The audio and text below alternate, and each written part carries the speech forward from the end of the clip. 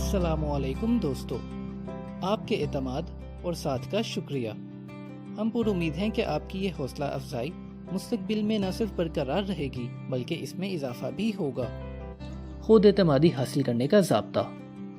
پہلا، میں جانتا ہوں کہ مجھ میں اپنے مقصد اور عزم حاصل کرنے کی پوری قابلیت موجود ہے، اس لیے میں چاہتا ہوں کہ میں اس مقصد کے حصول کے لیے مسلسل کوشاں رہوں۔ میں اس وقت اور اس مقام پر اپنے آپ سے وعدہ کرتا ہوں کہ میں حصول مقصد کے لیے ہمیشہ عمل کرتا رہوں گا۔ دوسرا، میں اپنے خیالات کو جانتا ہوں اور یہ بھی جانتا ہوں کہ آخر میں نتیجتاً خود خیالات حقیقت میں بدل جاتے ہیں، اس لیے میں آج سے روزانہ 30 منٹ تک میں اپنے ذہن میں اس شخص کا تصور کروں گا جو میں بننا چاہتا ہوں، تاکہ میرا ذہن میرے مستقبل کی تصویر سے واقف ہو جائے۔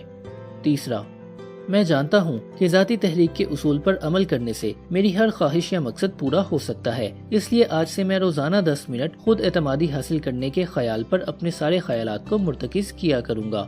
چوتھا، میں نے اپنا مقصد حیات تحریر کر دیا ہے، اب میں اس وقت تک نہ بیٹھوں گا جب تک کہ میں اس کے حصول کے لیے جس قدر خود اعتمادی کی ضرورت ہے حاصل نہ کر لوں۔ پانچواں، میں یہ جانتا ہوں کہ دولت یا اقتدار جو صداقت اور ایمانداری سے حاصل نہیں ہوتے ہیں زیادہ دنوں تک قائم نہیں رہتے، اس لیے میں ایسے کسی معاملے میں ہاتھ نہ ڈالوں گا جس میں اس کے سارے حصہ لینے والوں کو فائدہ نہ ہوتا ہو۔ میں ان قوتوں کو اپنی مدد کے لیے آمادہ کروں گا جن کے استعمال سے میں کامیاب ہونا چاہتا ہوں۔ اس سلسلہ میں دوسروں کے تعاون کو حاصل کرنے کی بھی کوشش کروں گا۔ میں دوسروں کی خدمت کے لیے ہمیشہ تیار رہوں گا، اس لیے دوسروں کو ترغیب دوں گا کہ وہ میری خدمت کریں۔ میں نفرت، حسد، تعصب، خود غرضی، طنز کی بجائے محبت اور خلوص کی پرورش کروں گا، کیونکہ میں جانتا ہوں کہ دوسروں کے خلاف منفی ارادے یا نقصان رساں خیالات مجھے کامیاب نہیں کر سکتے۔ میں کوشش کروں گا کہ دوسرے مجھ پر اعتبار کریں، کیونکہ میں خود پر اور دوسروں پر بھروسہ رکھوں گا۔ میں اس ضابطہ کو روزانہ بآواز بلند دہراتا رہوں گا تاکہ مجھ میں خود میں اعتمادی پیدا ہو جائے اور مجھ میں حصول مقصد اور عزم مصمم کا ایقان جاگ اٹھے۔ اس ضابطہ کی تائید جن قوانین قدرت سے ہوتی ہے، اس کی توضیح اب تک انسانی دماغ نہ کر سکا۔ زمانہ قدیم سے سائنسدان اس کی وضاحت کے لیے کوشاں ہیں۔ ماہرین نفسیات نے اس قانون کو ذاتی تحریک کہا اور چپکے ہو رہے۔ اس قانون کو آپ خواہ کچھ ہی نام دیں، لیکن یہ واقعہ ہے کہ انسان کی کامیابی میں اس کا مسلسل استعمال 1000 گنا مددگار ثابت ہوتا ہے۔ برعکس اس کے، اگر اس قانون کو تخریبی افعال کے لیے استعمال کیا جائے تو اس کے تباہ کن اثرات بھی اتنے ہی سرعت سے رونما ہو سکتے ہیں۔ اس سے ہم اس نتیجہ پر پہنچتے ہیں کہ وہ لوگ جو اپنی زندگی افلاس، غربت، تنگ دستی اور مصیبتوں میں گزارتے ہیں، اس کی بڑی وجہ یہ ہے کہ نادانستہ ایسے لوگ ذاتی تحریک کے اصول کا غلط استعمال کرتے ہیں۔ وہ ہر وقت ایسی باتیں سوچتے یا محسوس کرتے رہتے ہیں یا ان کا ذکر کرتے رہتے ہیں جو ان کی غربت اور افلاس کے مختلف پہلوؤں کو واضح کرتی ہے۔ ہر خیال اپنے طبعی حالت میں ضرور بدلتا ہے۔ افلاس زدہ اشخاص اس لیے افلاس اور غربت کا شکار ہوتے ہیں کہ ان کا ذہن نا امیدی، مایوسی اور حسرت کے خیالات سے بھرا رہتا ہے۔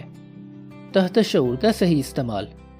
تحت شعور میں جہاں سارے خیالات عملی صورت اختیار کرنے سے پہلے یکجا ہو جاتے ہیں، اچھے اور برے، تعمیری یا تخریبی خیالات میں کوئی فرق نہیں کرتا اور وہ انہی تصورات پر اور اسی مواد پر عمل کرتا ہے جو ہمارے خیالات کے ذریعے ہم کو وہاں پہنچاتے ہیں۔ تحت شعور خوف کے خیال کو اسی طرح اور اسی تیزی سے روبہ عمل لائے گا جس تیزی سے وہ تیقن یا ہمت کے خیالات کو روبہ عمل لاتا ہے۔ وہ لوگ جو یہ کہتے ہیں کہ وہ دنیا کی مصیبتوں کا مقابلہ نہیں کر سکتے اور یہ دعا کرتے ہیں کہ خدا انہیں اس دن کے لیے زندہ نہ رکھے، جب انہیں کسی کے سامنے دستے سوال دراز کرنا پڑے تو وہ لوگ یا تو خودکشی کر لیتے ہیں یا ان کی ذہنی کیفیت اتنی خراب ہو جاتی ہے کہ وہ اپنا توازن دماغی کھو بیٹھتے ہیں اور اس طرح خود اپنی ہلاکت کا باعث بن جاتے ہیں۔ ایک بینک کے کلرک کا قصہ مشہور ہے کہ اس نے اپنے ڈائریکٹروں کی اجازت کے بغیر بینک سے ایک کثیر رقم حاصل کی اور یہ ساری رقم جوئے میں ہار دی۔ جب سالانہ حسابات کی جانچ پڑتال شروع ہوئی تو یہ بے حد پریشان ہوا۔ اس نے بینک سے نکل کر ایک ہوٹل کے کمرے میں اپنے آپ کو بند کر لیا۔ 3 روز بعد جب یہ کمرہ کھولا گیا تو وہ اپنے آپ سے یہ کہہ رہا تھا، میرے خدا، یہ بوجھ مجھے مار ڈالے گا، میں یہ ذلت برداشت نہیں کر سکتا۔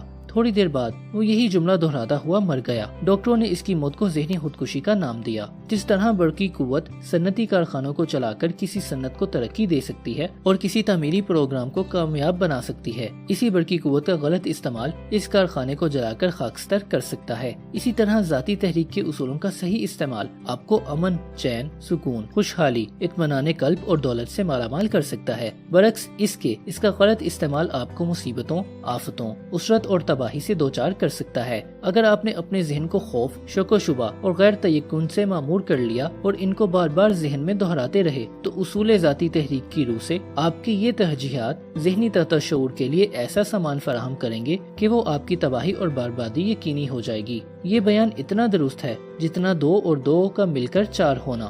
جس طرح ہوائیں جہازوں کو کبھی مشرق کی طرف لے جاتی ہیں کبھی مغرب کی طرف، اسی طرح ذاتی تحریک کا قانون آپ کو اپنے خیالات کے مطابق یا تو اعلیٰ مدارج ترقی پر لے جا سکتا ہے یا تباہی کے غار میں دھکیل سکتا ہے۔ ذاتی تحریک کا صحیح استعمال کس طرح آپ کو بلندی پر لے جا سکتا ہے، ان اصولوں کو ایک نظم کے ذریعے سمجھانے کی کوشش کی گئی ہے جس کا اردو ترجمہ درج ذیل ہے۔ اگر آپ سمجھتے ہیں کہ آپ کو شکست ہوئی تو یقیناً آپ ہار گئے، اور اگر آپ نے سوچا کہ آپ ہار نہیں سکتے تو کوئی آپ کو ہرا نہیں سکتا۔ اگر آپ چاہتے ہیں کہ آپ کامیاب اور ظفر مند ہوں لیکن آپ کو اپنی کامیابی پر شبہ ہے تو یقین مانیے کہ آپ ناکام رہیں گے۔ اگر آپ نے یہ سوچا کہ آپ ناکام ہو چکے ہیں تو یقیناً آپ ناکام ہوں گے، کیونکہ دنیا میں ہم دیکھتے ہیں کہ کامیابی انسان کے ارادے سے شروع ہوتی ہے اور یہ بھی ایک ذہنی کیفیت ہے۔ اگر آپ نے یہ خیال کیا کہ کوئی دوسرا آپ پر سبقت لے گیا تو یقیناً ہر شخص آپ سے بڑھ جائے گا۔ آپ کو چاہیے کہ اپنے خیالات بلند رکھیں۔ آپ کو اپنے آپ پر اعتماد اور بھروسہ ہونا چاہیے، اسی صورت میں آپ مستحق انعام ہو سکتے ہیں۔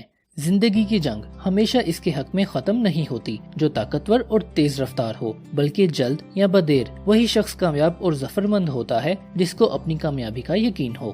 اٹھیے، جاگیے، آپ کے ذہن و دماغ، تخیل اور سوچ میں کہیں نہ کہیں ترقی اور کامیابی کا ایک خفیہ تخم ضرور موجود ہوگا، جسے اگر آپ بیدار کریں تو آپ دیکھیں گے کہ آپ ترقی کی ایسی نعمتوں پر پہنچ جائیں گے جہاں پہنچنے کی آپ کو امید نہ تھی۔ جس طرح ایک ماہر سا زندہ ساز کے تاروں سے انگنت نغمات بیدار کرتا ہے، اسی طرح آپ اپنی قوی ذہن میں زندگی کی روح پھونک کر اپنے مقصد کے معراج کمال تک پہنچ سکتے ہیں۔ 40 برس کی عمر تک ابراہیم لنکن ہر اس چیز میں ناکام رہا جس میں اس نے ہاتھ ڈالا۔ اس زمانے تک وہ ایک غیر معروف اور گمنام شخص تھا، لیکن اس کی زندگی کے ایک واقعہ نے اس کی دنیا بدل دی۔ یہ واقعہ کچھ زیادہ خوش آئند نہ تھا، بلکہ اس کے برعکس یہ اس کی محبت کی ناکامی کا واقعہ ہے۔ یہ مسلمہ ہے کہ محبت ایکان سے بہت قریب ہوتی ہے، کیونکہ محبت انسان کے دل و دماغ پر حاوی ہو کر اس کی روحانی برتری کو اجاگر کرتی ہے۔ تحقیقات سے پتہ چلتا ہے کہ ہر کامیاب انسان کی زندگی کو کامیاب بنانے میں کسی نہ کسی عورت کی محبت کا دخل ضرور تھا۔ انسان کے دل و دماغ میں جذبہ محبت ایسے مقناطیس پیدا کرتا ہے جو ایتھر یا اسیر سے زیادہ اعلیٰ اور پاکیزہ ارتعاشات کو اپنی جانب کھینچا کرتے ہیں۔ انسانی زندگی کو کامیاب بنانے میں ایکان کی قوت، اعتماد اور بھروسہ کی اہمیت کا اندازہ کرنے کے لیے آپ کو مذہبی تعلیمات پر غور کرنا چاہیے۔ دنیا کے کسی مذہب کو لیجئے، ہر مذہب کا پہلا اصول اعتقاد اور بھروسہ ہے۔ ایمان بالغیب کے بغیر اسلام کے پیرو مومن نہیں کہلائے جا سکتے۔ یہی ایکان اور ایمان ہے جس کی بدولت آج 1300 سال بعد اسلامی تبلیغ آج بھی زندہ ہے۔ زعمائے اسلام کے ان گنت کارنامے قوت ایکان اور ایمان کے کھلے ثبوت ہیں۔ اگر ایران مٹھی بھر اسلامی سپاہ سے فتح ہوا یا اندلس پر اسلامی پرچم ملک عرب سے ہزاروں میل دور لہرایا گیا تو اس کی وجہ حریفان مقابل کے لشکروں کی کمزوریاں نہ تھیں، بلکہ افواج اسلام کا وہ ایکان تھا جو نبی صلی اللہ علیہ وآلہ وسلم کی تعلیمات سے انہیں حاصل ہوا تھا۔ اپنے دور کی مثال، اگر قائد اعظم نے پاکستان حاصل کیا اور تقریبی اور مخالف قوتوں کے باوجود ظفر مند اور فتح یاب ہوئے تو اس کی وجہ سوائے اس کے کچھ نہ تھی کہ انہیں اس اٹل فیصلے پر ایکان تھا کہ مسلمانوں کا اپنا ایک وطن ہونا چاہیے۔ اگر آج ہم میں یہ ایکان ہے کہ ہم دنیا کے طاقتور ترین سلطنت بن سکتے ہیں تو آئیے ہم اس ایکان کی پرورش کریں اور اس کو حقیقت کر دکھائیں۔ آئیے کہ ہم اس ایکان کو ہر ممکن طریقے، ہر ممکن ذریعے سے پختہ تر کرتے جائیں تاکہ ہم اپنی زندگیوں میں پاکستان کو پھلتا پھولتا اور شاہراہ ترقی پر تیزی سے قدم بڑھاتا دیکھیں۔ آئیے ہم قائد اعظم کے ایکان کو اپنائیں اور آگے بڑھیں۔ کیا آپ نے کبھی غور کیا کہ قائد اعظم کی کامیابی ان کے اپنے سیاسی فیصلوں پر ایکان اور صرف ایکان کی وجہ سے ہوتی ہے؟ مہاتما گاندھی کو یقین تھا وہ ایک نہ ایک دن انگریزوں کو سرزمین ہند سے نکال کر رہیں گے، انہیں کامیابی ہوئی۔ قائد اعظم کا ایکان تھا کہ مسلمانوں کی ایک بڑی سلطنت بنے گی جہاں اس ذیلی بڑے اعظم کے سارے مسلمان آزادی سے زندگی گزار سکیں گے۔ وہ بھی کامیاب ہوئے۔ ان مثالوں سے یہ نتیجہ نکالنا غلط نہیں کہ ان بڑے کارناموں کی کامیابی کا راز ان لیڈران قوم کے ایکان کے سوا کچھ نہ تھا۔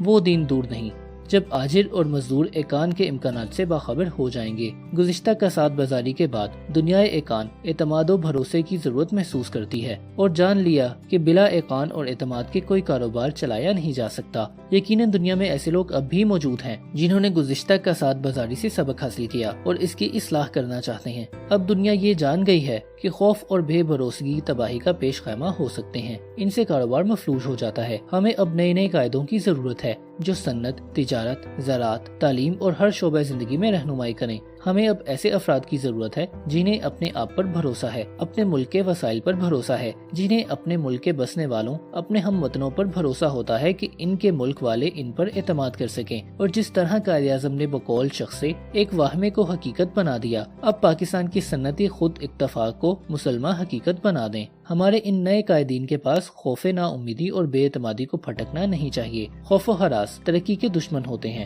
برعکس اس کے تعاون، عمل، ہمدردی اور مشترکہ جدوجہد صنعت اور کاروبار میں داخل ہوں تو ہماری ترقی یقینی ہے۔ مزدور اور آجر جب تک ایک دوسرے پر اعتماد نہ کریں گے اس وقت تک صنعت کامیاب نہیں ہو سکے گی۔ اس میں شک نہیں کہ مزدور اس وقت نا امید ہے، اسے آجر سے کوئی توقع نہیں۔ مزدور یہ چاہتا ہے کہ بلا کچھ کام کیے اسے زیادہ سے زیادہ اجرت مل جائے، اور آجر اس دھن میں ہے کہ وہ کم سے کم اجرت میں زیادہ سے زیادہ کام مزدور سے لے لیں۔ باہمی مصالحت، تعاون عمل اور سب سے زیادہ آجر و مزدور کا ایک دوسرے پر اعتماد اور بھروسہ موجودہ افسوسناک صورتحال کو بدل سکتے ہیں۔ آج تک ہمارے مزدوروں نے آجروں کو صرف خون چوسنے والا قرار دیا، حالانکہ ٹھنڈے دل سے یہ دونوں یا ان کے نمائندے ہی ذاتیات کو الگ کر کے انسانیت کے وقار اور عزت کو پیش نظر رکھ کر اعتماد اور بھروسہ کے سہارے سمجھوتے کی کوشش کریں تو نتیجہ نہایت امید افزا ہوگا۔ اس میں شک نہیں کہ یہ زمانہ مشینوں کا ہے، لیکن صرف مشینوں سے صنعتیں نہیں چلتی، اس کے لیے بھی انسانوں کی ضرورت ہوتی ہے، ایسے انسانوں کی نہیں جو مشین کے کل پرزوں کی طرح بے حس ہوں، بلکہ جیتے جاگتے انسان جن میں جذبات ہیں، احساسات ہیں۔ انسان خواہ وہ مزدور ہوں یا آجر، غریب ہوں یا فقیر، اس کو خوش ہونے کا حق ہے۔ تعاون، ہمدردی اور خود اعتمادی ہمیں ان کھوئی ہوئی بھولی ہوئی نعمتوں سے آشنا کر سکتے ہیں جن کے بغیر حقیقی ترقی مفقود ہو جاتی ہے۔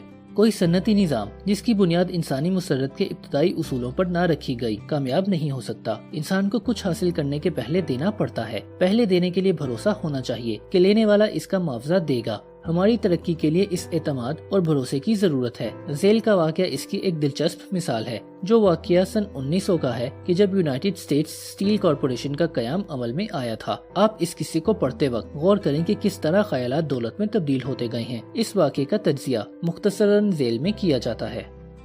چارلز ایم شواب کے ذہن میں پہلی بار یونائیٹڈ اسٹیٹس اسٹیل کارپوریشن کے قیام کا خیال پیدا ہوا۔ یہ خیال اس کی اپنی تخلیق تھی۔ دوسرا، اس نے اس خیال کے ساتھ ایقان ملا دیا، یعنی یہ کہ اس کو یقین ہو گیا تھا کہ ایسا ایک کارپوریشن بن سکتا ہے۔ تیسرا یہ کہ اس نے اس خیال کو بھی عملی جامہ پہنا کر ایک ایسے منفعت بخش ادارہ بنانے کا لائحہ عمل تیار کیا۔ چوتھا، اس نے یونیورسٹی میں کلب کی تقریر کے ذریعے اس لائحہ عمل کو روبہ عمل لانے میں پہلا قدم اٹھایا۔ پانچواں یہ کہ اس نے اپنے خیال یا تجویز پر استقلال اور ثابت قدمی سے اس وقت تک عمل کیا جب تک کہ وہ پورا نہ ہو گیا۔ چھٹا، اس نے کامیابی کی راہ عزم مصمم کی شمع سے روشن کر رکھی تھی۔ ایک اور مثال، اگر آپ ان نصیحت کرنے والوں میں جنہیں حیرت ہوتی ہے کہ کس طرح لا انتہا دولت جمع ہوتی ہے تو ذیل کی مثال غور سے پڑھیں۔ اگر آپ کو شبہ ہے کہ انسان سوچنے سے دولت مند نہیں ہو سکتا تو آپ اس مثال کو ایک بار پھر پڑھیں، جس میں اس کتاب کے مندرجہ 13 اصولوں میں سے اکثروں پر عمل کیا گیا ہے۔ جس وقت آپ یہ کتاب ایک بار پوری ختم کر دیں گے تو اس مثال کو پھر ایک بار پڑھیں اور دیکھیں کہ کتاب میں دیے ہوئے اصولوں کو کہاں کہاں اور کس طرح استعمال کیا گیا ہے۔ ایک ڈنر کے بعد کی تقریر جس میں $1 ارب کا معاملہ طے پایا۔ 12 دسمبر سن 1900 کو جب ممالک متحدہ امریکہ کے 80 تاجر یونیورسٹی کلب کے مشہور ہال میں عشاء کے لیے جمع ہوئے تو ان میں سے 5 یا 6 سے زیادہ یہ نہ جانتے تھے کہ یہاں امریکہ کی صنعتی تاریخ کا نہایت اہم واقعہ رونما ہونے والا ہے۔ ایڈورڈ سائمن اور چارلز اسٹیورٹ اسمتھ جب پیٹسبرگ گئے تھے تو وہ چارلز شواب کی مہمان نوازی سے بہت متاثر ہوئے تھے۔ چنانچہ انہوں نے اس 37 سالہ فولادی انسان کو مشرقی بینکاروں سے واقف کرانے کے لیے یہ عشاء ترتیب دیا تھا۔ ان 2 میزبانوں نے شواب کو پہلے ہی بتا دیا تھا کہ امریکہ کا یہ مالدار ترین طبقہ تقریبوں سے بہت گھبراتا ہے، اس لیے اسے اپنی عشاء کی بعد کی تقریر کو نہایت مختصر کرنا ہوگا۔ اس لیے 15 منٹ سے زیادہ کی تقریر ان کی رائے نہ تھی۔ جان پیئر پائٹ مارگن بھی اس ضیافت میں مدعو تھا جو شواب کے داہنے ہاتھ کی جانب بیٹھا تھا۔ اس عظیم الشان شخصیت کا تھوڑی دیر کے لیے کسی تقریب میں شریک ہو جانا کاروباری سوسائٹی میں بڑا اہم واقعہ سمجھا جاتا تھا۔ کھانا نہایت سلیقے سے کھایا گیا۔ اس دوران میں بہت کم گفتگو ہوئی۔ شواب اس ضیافت میں شریک ہونے والے لوگوں میں سے بہت کم لوگوں سے واقف تھے۔ جو تھوڑا بہت جانتے تھے وہ اس کے پورے حالات سے واقف نہ تھے، کیونکہ شواب کا کوئی کاروبار اس علاقے میں نہ تھا جہاں کے کاروباریوں سے اسے آج ملایا گیا تھا۔ لیکن محفل برخاست ہونے سے قبل بشمول مارگن، جسے مالک دولت کہا جاتا تھا، سب لوگ واقف ہو گئے تھے۔ دعوت ختم ہونے سے قبل $1 ارب کی ایک سٹیل کارپوریشن کے قیام کی داغ بیل پڑ چکی تھی، جسے یونائیٹڈ اسٹیٹس سٹیل کارپوریشن کا نام دیا جانے والا تھا۔ بدقسمتی سے شواب کی اس تقریر کا متن کہیں محفوظ نہیں جس نے یہ اہم کارنامے کی بنیاد ڈالی۔ اس تقریر کے بعض حصے خود شواب نے دوسری جگہوں پر دہرائے ہیں، جن کا نوٹ کہیں کہیں ملتا ہے۔ خیال ہے کہ وہ ایک نجی قسم کی تقریر تھی جس میں نہ تو فصاحت تھی نہ بلاغت، البتہ اس میں شواب نے اپنے خیالات کچھ اس دلچسپ انداز میں پیش کیے تھے کہ اس کی 90 منٹ کی تقریر سبھی نے انتہائی انہماک سے سنی۔ نہ صرف یہ بلکہ تقریر کے بعد مارگن اور شواب کوئی 1 گھنٹے تک اسی موضوع پر تبادلہ خیال کرتے رہے۔ شواب کی ذاتی خصوصیات سے قطع نظر اس کا وہ قطعیت لیا ہوا نظام العمل تھا جو اس نے امریکہ کے فولاد کی پیداوار کی ترقی کے لیے بنایا تھا۔ اس سے قبل مارگن کو صنعتی معاملات میں دلچسپی لینے کے لیے متاثر کرنے کی کئی ایک صنعت کاروں نے کوشش کی تھی، لیکن مارگن نے کسی کی تجویز کو پسند نہ کیا۔ البتہ شواب کی تقریر سے وہ اس کا گرویدہ ہو گیا، کیونکہ اسے شواب کی باتوں میں کھوکھلے پن اور خیالی محلوں کی بجائے ٹھوس بنیادی اور عملی نکات دیکھے، جن کے روبہ عمل آنے پر توسیع دولت کے غیر معمولی امکانات اسے نظر آ رہے تھے۔ صنعت کی تاریخ میں ایک دور گزرا ہے جب چھوٹی چھوٹی کمپنیاں اور کارخانے متحد ہو کر بڑی کمپنیاں بنا لیا کرتے تھے، لیکن فولادی صنعت کی یہ حالت تھی کہ اگر اینڈریو کارنیگی کے سٹیل کے بڑے کارخانے کے مقابلہ سٹیل کے بقیہ 53 کارخانے بھی متحد ہو جاتے تو بھی اس کے مقابلے میں ان کی پیداوار کم ہوتی۔ مارگن اس حقیقت سے بخوبی واقف تھا۔ بوڑھے کارنیگی نے مارگن اور اس کے ساتھیوں کی اس قسم کی مقابلہ کرنے کی کوشش کو پہلے تو مذاق سمجھ کر ٹال دیا، پھر جب ان کا سلسلہ جاری رہا تو وہ ناراض ہو گیا۔ اس نے دیکھا کہ یہ لوگ خواہ مخواہ اس کے کاروبار میں دخل انداز ہوتے جا رہے ہیں۔ جب مخالف کوششیں اور بڑھیں تو نہ صرف کارنیگی کا غصہ بڑھا بلکہ اس نے اپنے رقیبوں کی ہر گنی اور کارخانے کے جواب میں اسی مقام پر مماثل کارخانہ قائم کرنا شروع کر دیا۔ اس وقت تک وہ فولادی نالیوں اور چادروں کے بنانے میں دلچسپی نہ لیتا تھا، بلکہ اپنا خام فولاد وہ انہی کمپنیوں کو فروخت کر دیا کرتا تھا جو یہ چھوٹی چھوٹی چیزیں بنایا کرتے تھے۔ لیکن شواب جیسے مددگار کی وجہ سے اس نے یہ سب کام شروع کیا۔ چنانچہ مارگن نے چارلز شواب کی اس تقریر میں اپنے متحدہ محاذ کا جواب دیا۔ کارنیگی کی عظیم شخصیت کے بغیر کوئی ٹرسٹ ایسا ہی ہوگا جیسے میٹھا بغیر مٹھاس کے۔ شواب کی 12 دسمبر والی تقریر سے یہ نتیجہ نکالا گیا کہ کارنیگی کی ساری صنعت کو مارگن کے تحت لایا جا سکتا ہے۔ شواب نے دنیا میں فولاد کے مستقبل کے بارے میں تقریر کی تھی۔ اس نے بتلایا تھا کہ کس طرح چھوٹی چھوٹی کمپنیوں کو ضم کر کے ایک بڑی تنظیم ترتیب دی جا سکتی ہے اور کس طرح یہ متحد اور اجتماعی کوشش ترقی اور بیرونی بازار کو قبضے میں لانے میں اہم ہو سکتی ہے۔ اس پر شواب نے اکتفا نہیں کیا۔ اس نے یہ بھی بیان کیا کہ کس طرح اجارہ داری اور دوسروں کے کاروبار میں دخل اندازی، قیمتوں کے غیر معمولی اضافے اور نفع اندوزی اور ان فوائد اور منافع کی آپس میں زیادہ سے زیادہ تقسیم کس طرح صنعت کو نقصان پہنچا سکتے ہیں۔ شواب نے صنعتی قذاقی اور خود غرضانہ اور ذاتی مقاصد کے لیے بنائے ہوئے نظاموں پر جی بھر کر تنقید کی۔ اس حکمت عملی کی تنگ نظری کو واضح کرتے ہوئے شواب نے کہا کہ اس کی وجہ سے بازار محدود ہو گیا ہے، جبکہ اس میں وسعت اور ترقی کے بڑے امکانات ہیں۔ فولاد کی قیمت گھٹا کر اس کی فروخت کو لامحدود طریقے پر بڑھایا جا سکتا ہے۔ فولاد کی نئی نئی ضرورتیں پیدا کی جا سکتی ہیں اور اس طرح دنیا کی منڈیوں میں امریکی فولاد کثیر مقداروں میں لایا جا سکتا ہے۔ اس وقت تک جب شواب ان خیالات کا اظہار کر رہا تھا، اسے معلوم نہ تھا کہ وہ دنیا میں پیداوار بامعیار کبیر کے موجودہ اصول کی تبلیغ کر رہا تھا۔ یونیورسٹی کلب کا ڈنر ختم ہوا۔ مارگن شواب کی تقریر میں خوش آئند مستقبل کے خواب دیکھتا ہوا اپنے مکان میں واپس ہوا۔ شواب اینڈریو کارنیگی کے کارخانے چلانے پٹسبرگ واپس ہو گیا اور دوسرے لوگ مارگن کے اگلے قدم کے متعلق سوچتے رہ گئے۔ انہیں یقین تھا کہ کچھ نہ کچھ صورت پذیر ہوگا اور وہ اس کے منتظر رہے۔ ابھی ایک ہفتہ نہ گزرا تھا کہ مارگن نے فیصلہ کر لیا۔ اس نے اندازہ لگایا کہ شواب کی اسکیم کو روبہ عمل لانے میں کسی مالی نقصان کا امکان نہیں ہے۔ اس نے شواب کو بلوایا، لیکن شواب نے فوری آمادگی ظاہر نہیں کی۔ وہ یہ نہیں چاہتا تھا کہ اس کا مالک یہ خیال کرے کہ وہ چپ کے دوسری پارٹیوں کے افراد سے ساز باز کر رہا ہے۔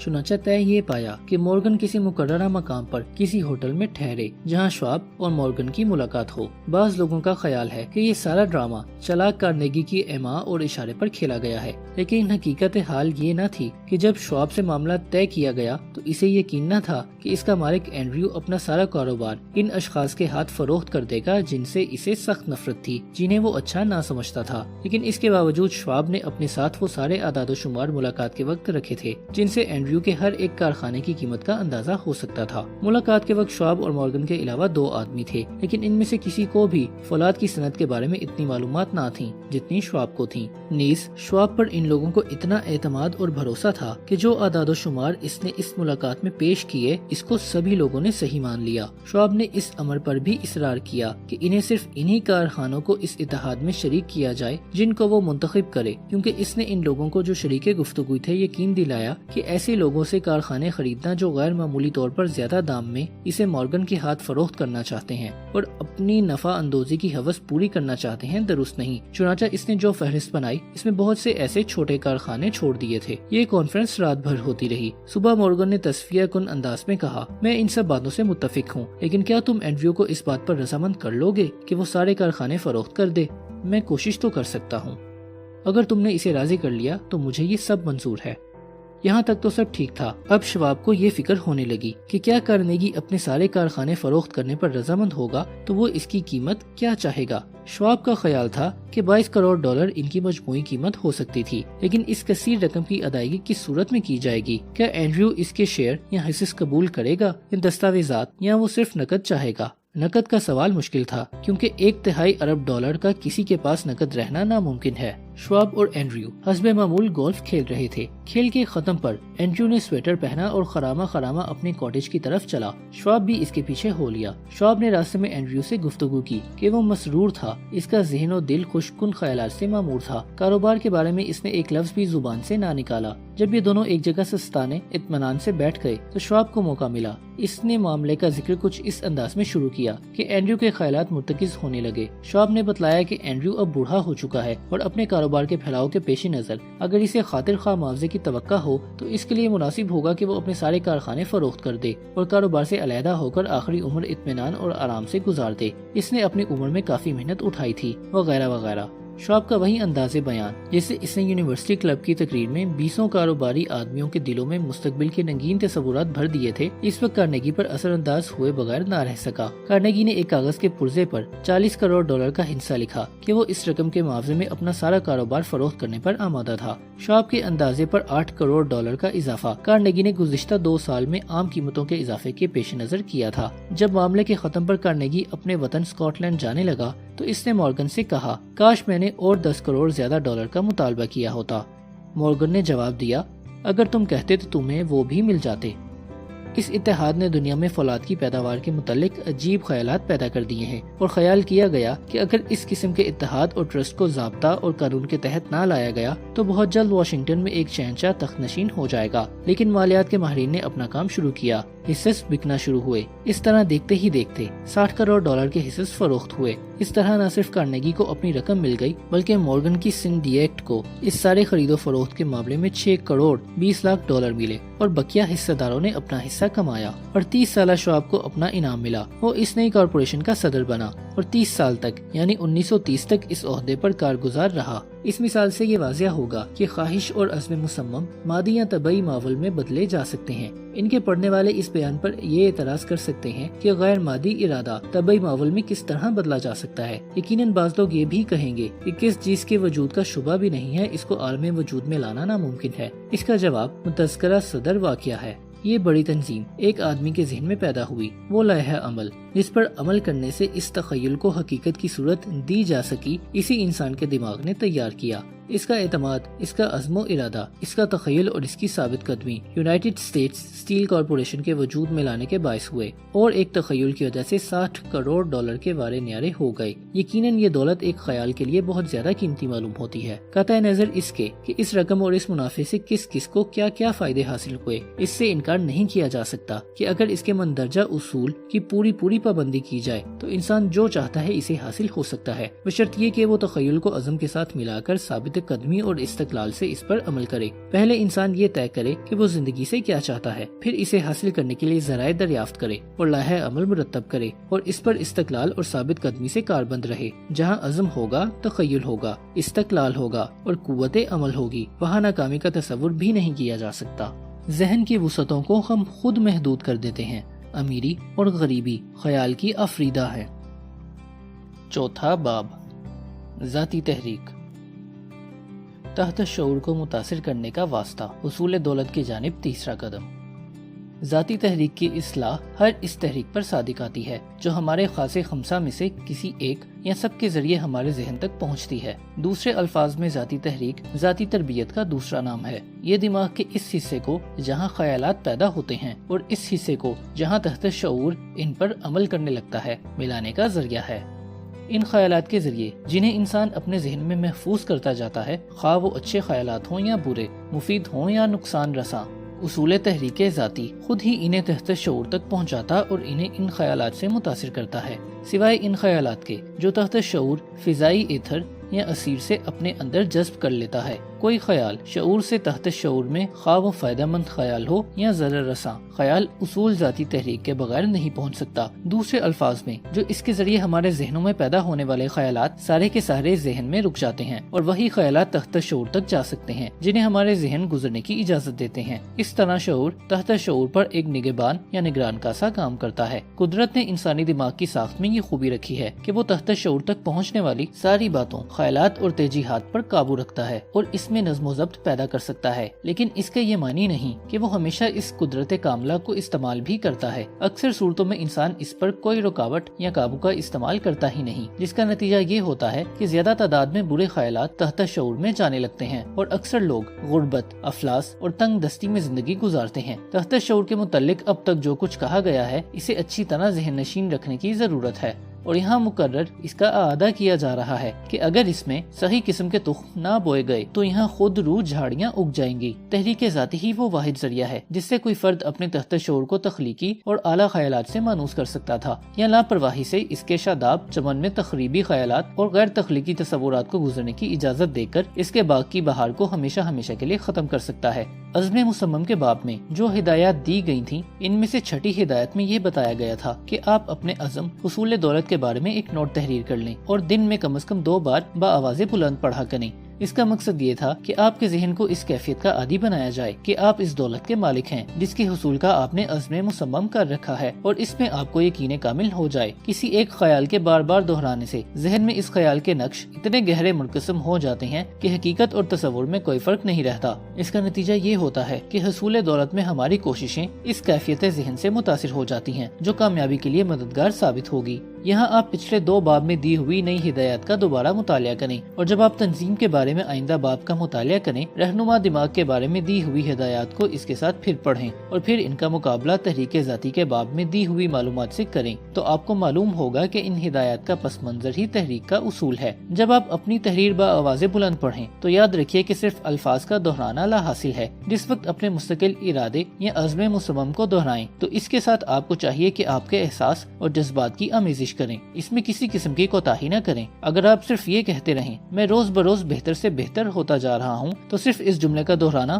آپ کو بہتر نہیں بنائے گا، بلکہ آپ کو یہ محسوس کرنا چاہیے کہ آپ بہتر ہوتے جا رہے ہیں، کیونکہ تحت شعور جن کو متاثر کرنے کے لیے یہ طریقہ وضع کیے گئے ہیں صرف ایسے ہی خیالات سے متاثر ہوتا ہے جو محسوس کر کے ظاہر کیے جاتے ہیں۔ یہ اتنا اہم اصول ہے کہ کم و بیش ہر بات میں اس کا اعادہ کیا گیا ہے، کیونکہ اس کو پورے طور پر نہ سمجھنے کی وجہ سے اکثر صورتوں میں ذاتی تحریک سے متوقع فوائد اور نتائج حاصل نہیں ہوتے۔ جذبات سے عاری سادہ الفاظ بے جان ہوتے ہیں، ایسے الفاظ تحت شعور پر کوئی اثر نہیں ڈال سکتے۔ تحت شعور سے مفید نتائج حاصل کرنے کے لیے آپ کو چاہیے کہ آپ تحت شعور تک اپنے خیالات کے ایقان کا جذبہ بھی لیتے جائیں۔ اگر پہلی مرتبہ آپ اس کوشش میں ناکام ہوں اور اپنے خیالات کو جذبات اور احساسات سے نہ ملا سکیں تو آپ نا امید نہ ہوں۔ یقین رکھیے کہ بغیر کچھ دیے کچھ بھی حاصل نہیں ہو سکتا۔ آپ کو تحت شعور تک پہنچنے اور اس کو متاثر کرنے کی کچھ نہ کچھ قیمت ادا کرنی ہوگی۔ اگر آپ چاہیں بھی تو بلا قیمت ادا کیے دھوکے سے اپنے خیالات تحت شعور تک نہیں پہنچا سکتے۔ آپ کو قیمت بہرحال ادا کرنی ہوگی۔ یہ نہ سمجھے کہ اس کی قیمت بہت زیادہ ہے، اس کی قیمت ان دیے ہوئے اصولوں کا استقلال اور ثابت قدمی سے ہے۔ اس سے کم قیمت پر آپ ایک قابلیت حاصل نہیں کر سکتے کہ اپنے خیالات سے تحت شعور کو متاثر کریں۔ اب آپ ہی اس کا اندازہ لگا سکتے ہیں جس قدر قیمت آپ اس مقصد کے لیے ادا کر رہے ہیں، اس انعام کے مقابلے میں جو آپ کو اس سے حاصل ہوگی زیادہ ہے یا کم ہے۔ صرف عقل مندی اور چالاکی سے نہ تو دولت حاصل کی جا سکتی ہے، نہ ہی اسے سنبھالا جا سکتا ہے۔ شاذ مثالیں ایسی ضرور ملتی ہیں جن میں اصول اور وسط کی روح سے بعض لوگ ان ذرائع سے بھی متمول ہو جاتے ہیں، لیکن یہ اتنی کم ہے کہ ان کی زیادہ اہمیت نہیں۔ یہاں حصول دولت کے جو ذرائع اور طریقے بنائے گئے ہیں وہ ان مستثنیات کے متعلق نہیں ہیں۔ علاوہ ازیں یہ اصول سب کے لیے برابر اثر رکھتے ہیں۔ جہاں کہیں ان اصولوں کے استعمال کے بعد بھی ناکامی دیکھی گئی ہے، وہ اصول کی غلطی کی وجہ سے نہیں بلکہ اس شخص کا قصور پایا گیا ہے جو ناکام رہا۔ اگر آپ نے کوشش کی اور ناکام ہوئے تو آپ پھر کوشش کریں، اس پر بھی ناکام ہوں تو پھر کوشش کریں اور کوشش کرتے جائیں یہاں تک کہ آپ کامیاب ہو جائیں۔ تحریک ذاتی کے اصول کے استعمال کی قابلیت کا انحصار اس پر ہے کہ آپ اپنی خواہش اور ارادے پر کتنا ارتکاز کرنے کی قابلیت رکھتے ہیں۔ آپ اس وقت تک اپنی خواہش اور ارادے پر اپنی ساری ذہنی قابلیتیں مرتکز کر دیں کہ یہ خواہش اور ارادہ آپ پر بھوت کی طرح سوار نہ ہو جائے۔ جب آپ دوسرے باب میں دی ہوئی 6 ہدایات پر عمل کرنے لگیں تو آپ کو خیالات کو ایک نقطے پر مرتکز کرنے کے اصول کو بھی پیش نظر رکھنا چاہیے۔ انہماک اور ارتکاز کے مؤثر استعمال کے لیے بعض اور باتیں بھی قابل غور ہیں۔ جب آپ دوسرے باب میں دی ہوئی 6 ہدایتوں میں سے پہلی پر عمل کرنا شروع کریں، جن میں یہ کہا گیا ہے کہ آپ اس رقم کا تعین کریں جو آپ ایک خاص مدت کے ختم پر حاصل کرنا چاہتے ہیں، آپ کو چاہیے کہ آپ اس رقم کا پورا تصور کریں۔ آپ آنکھیں بند کریں اور اس قدر رقم کے ڈھیر کو اپنے سامنے پڑا ہوا محسوس کریں۔ اس کے لیے آپ کو اپنے ذہن کی ساری قوتیں اس رقم پر مرتکز کرنا پڑے گا۔ کم از کم روزانہ ایک بار ایسا کیا کیجیے۔ جب آپ یہ مشق کرتے ہو تو ایقان کے باب میں دی ہوئی ہدایات دہرائیں اور اپنے آپ کو اس دولت کا مالک تصور کریں۔ اس پر یقین کریں کہ آپ حقیقت میں اس قدر رقم کے مالک ہیں۔ یہاں یہ بتلانا بے موقع نہ ہوگا کہ تحت شعور ہر اس حکم کو قبول کرتا ہے جو پورے ایقان اور اعتماد کے ساتھ اسے دیا جاتا ہے اور اس پر عمل بھی کرتا ہے، لیکن یہ ضروری ہے کہ یہ احکام تحت شعور کو قبول کر کے اس پر عمل کرنے تک مسلسل دہرائے جاتے رہیں۔ اس کے ساتھ ہی ساتھ آپ اپنے تحت شعور کو یہ کہہ کر کہ آپ کو وہ اس رقم کے حصول کرنے کے بارے میں اپنی تجاویز پیش کرے جس کے حصول کا آپ نے تہیہ کیا ہے اور جو حاصل کیے جانے کے لیے آپ کا منتظر ہے۔ تحت شعور سے آپ کا یہ مطالبہ نادرست نہیں۔ یہاں آپ نے تحت شعور کو اس کا یقین دلایا ہے کہ آپ اس رقم کے مالک ہیں۔ ایسا کرنے میں حق بجانب ہے کیونکہ یہ رقم ایک نہ ایک دن میں نہیں بلکہ آپ کی مقرر کردہ مدت میں آپ کی ہوتی ہے۔ اوپر کے پیراگراف میں ظاہر ہے وہ خیال آپ اپنے تخیل کے حوالے کر دیں اور دیکھیں کہ آپ کا تخیل حصول دولت کے عزم کو روبہ عمل لانے کے لیے کیا تجاویز پیش کرتا ہے۔ حصول دولت کے لیے آپ کسی قطعی تجویز کا انتظار نہ کریں، آپ اس کے تعین کا بھی انتظار نہ کریں۔ آپ اس دولت کے معاوضے میں کیا دیں گے؟ آپ پہلے اپنے آپ کو اس رقم کا مالک تصور کرنے لگیں اور جب تک یہ رقم حقیقی طور پر آپ کے قبضے میں نہ آ جائے اپنے تحت شعور سے اس کے حصول کی تجاویز کا مطالبہ کرتے رہیں اور ان تجاویز کے لیے چشمبر رہیں تاکہ جیسے ہی یہ تجاویز آپ کے پاس پیش ہو جائیں آپ ان پر عمل کرنا شروع کر دیں۔ آپ کو یہ غالباً معلوم نہیں کہ آپ تک یہ تجاویز کس طرح پہنچتی ہیں۔ آپ کا تحت شعور سب سے زیادہ قابل عمل تجاویز آپ کے شعور کو بصورت الہام پیش کرتا ہے۔ اس الہام کو آپ خدا برتر کا فضل کہیں تو نادرست نہیں۔ آپ اس الہام یا اس تجویز کا احترام کریں اور ادب کے ساتھ نہایت خشوع خضوع سے اس پر عمل پیرا ہوں۔ آپ کا اس کی جانب سے لاپرواہی برتنا یا پھر اس ہدایت پر عمل نہ کرنا کامیابی کے لیے نقصان دہ ہوگا۔ دوسرے باب کی چوتھی ہدایت میں آپ سے کہا گیا تھا کہ آپ نے اپنی خواہش، ارادے اور عزم کو روبہ عمل لانے کے لیے ایک تجویز تیار کرنی ہے۔ اس پر فوری عمل شروع کریں۔ اس تجویز پر عمل کرتے ہوئے آپ مندرجہ ذیل ہدایات کو پیش نظر رکھیں۔ جب آپ حصول یا اجتماع دولت کے لیے کوئی تجویز یا لائحہ عمل مرتب کر رہے ہوں تو اسباب و خلل کے الجھاؤ میں یا استدلال کے جھمیلوں میں نہ پڑیں۔ آپ کا استدلال سیدھے سے ہی غلط ہو سکتا ہے یا ممکن ہے آپ کی قوت استدلال کاہل اور سست ہے۔ اگر آپ نے اپنا سارا مستقبل صرف استدلال اور منطق کے حوالے کیا تو یقین جانیے یہ آپ کو اپنے ساتھ ناکامی اور نا امیدی کے بھنور میں لے ڈوبے گا۔ جب آپ آنکھیں بند کیے اپنے آپ کو حاصل ہونے والی دولت کا خیال کر رہے ہوں تو ساتھ ہی ان خدشوں اور معاوضے کی چیزوں کا بھی خیال کریں جو آپ اس دولت کے معاوضے میں دیں گے۔ یہ نہایت ضروری ہے۔